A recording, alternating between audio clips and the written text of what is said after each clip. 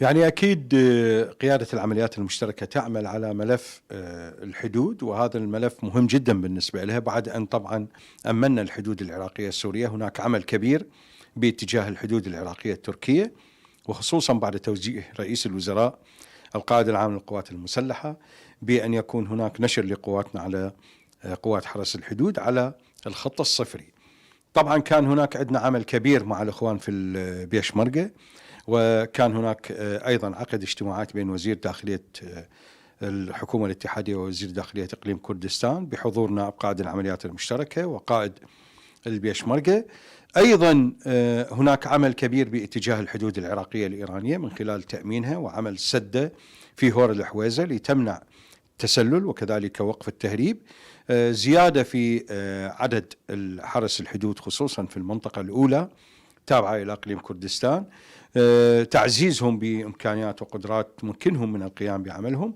بدأوا بإنشاء بعض النقاط أو الأبراج المراقبة على الخط الصفري للحدود العراقية التركية، وهذا العمل مستمر إلى أن يتم ضبطها. الأهم من ذلك هو التعاون الكبير اللي بيننا وبين الإخوان في الإقليم في مسألة ضبط الحدود. يعني العراق يمتلك سلاح جو متطور جدا متنوع، وهذا السلاح يمكنه من أن يفرض هيبته على سماء العراق. الحقيقة لدينا سلاح جو سواء القوة الجوية أو طيران الجيش لديه من الإمكانيات والقدرات والمرونة العالية في أن يستطيع أن الحقيقة يحفظ سماء العراق من شماله إلى جنوبه ومن شرقه إلى غربه.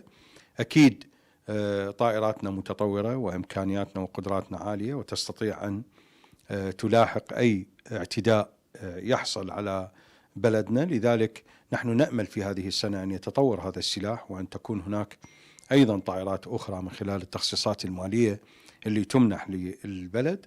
كذلك نأمل أن يكون هناك الحقيقة زيادة في إمكانيات وقدرات الدفاع الجوي اللي أيضا تكون خير عون وسند إلى قوتنا الجوية من خلال امتلاكها إلى صواريخ أرض جو متطورة ورادارات متطورة، وكذلك أسلحة تمكننا من الحقيقة حماية سماء العراق.